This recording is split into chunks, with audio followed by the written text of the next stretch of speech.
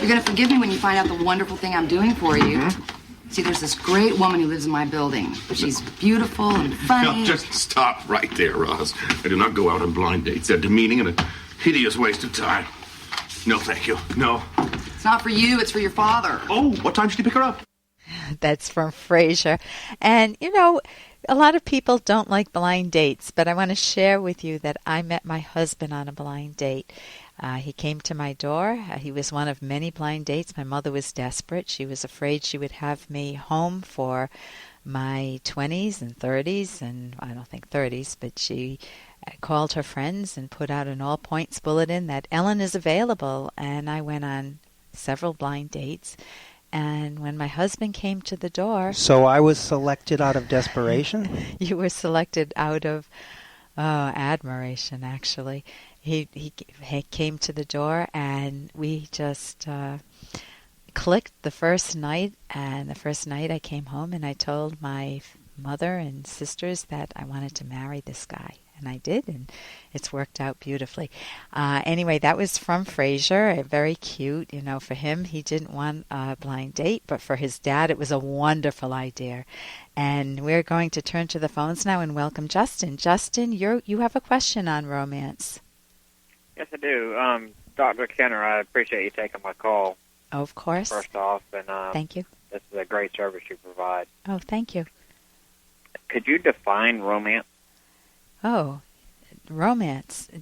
Define it for what purpose? For the purpose of dating, for the purpose of marriage, just in its essence, so to speak. What is romance? Okay, I don't have a definition of romance at my fingertips. I've written courses on it, and so if I had to do it just off the top of my head, giving me a little leeway here, it would be a very close, intimate bond with another person who shares your values, who shares your same way of coming at the world, and who gives you a profound pleasure, including sexual pleasure, that you don't get in just a friendship relationship. It has a different quality to it. I mean, there are some things that are similar with a friendship. So I don't know if that's what you're referring to. In what way does it come up in your life? Well, I guess if I was, let's say I knew a lady at the office, so to speak, and wanted to romance her, so to speak, I guess I'm looking for, and I think you kind of answered some of it, the difference between a friendship and romance would be a closer, intimate bond with somebody. It wouldn't be just a friendship, so to speak. Yeah, and it would be above a friendship. And even though I said I met my husband and I wanted to marry him the first night, I'm not a fool. I didn't go off and marry him. You need to learn a lot about another person's character. People can fake well on a date or a few dates. Sure. And so if you're interested in this woman at work, you want to figure out how to court her, how to figure out, you want to not so much romance her and, in the sense of having sex with her right away, but you want to figure out how to get closer to her. Have you already been doing that? I think I've been working on it. I guess maybe that goes into another question, if you don't mind. Yeah, sure.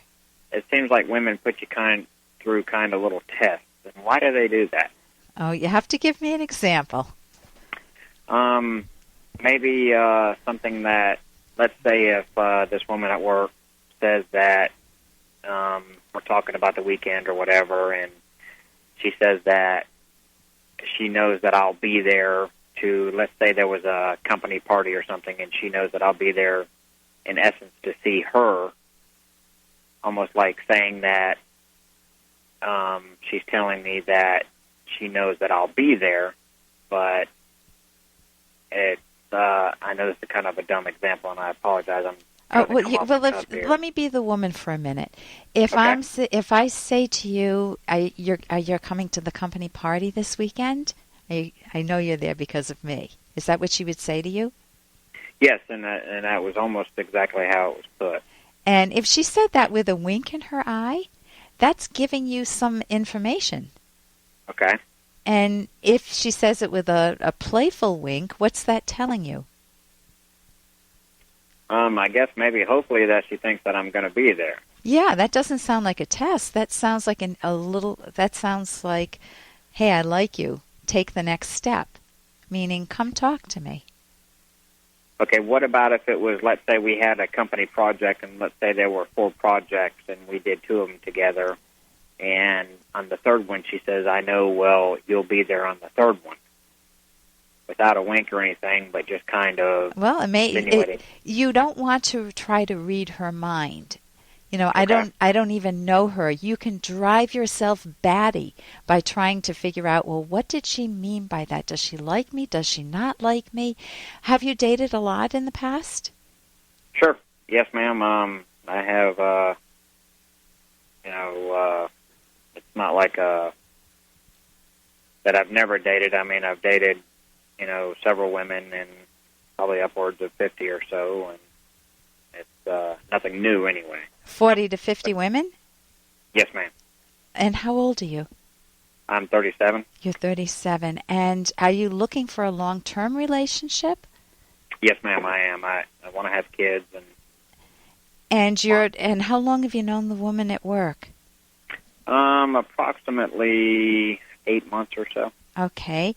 You need to be a little careful with the work situation. I'm not sure what type of a job it is. Is she the type of... I know that some people, a guy could go up and just crack a joke with me that has sexual overtones, and I would laugh.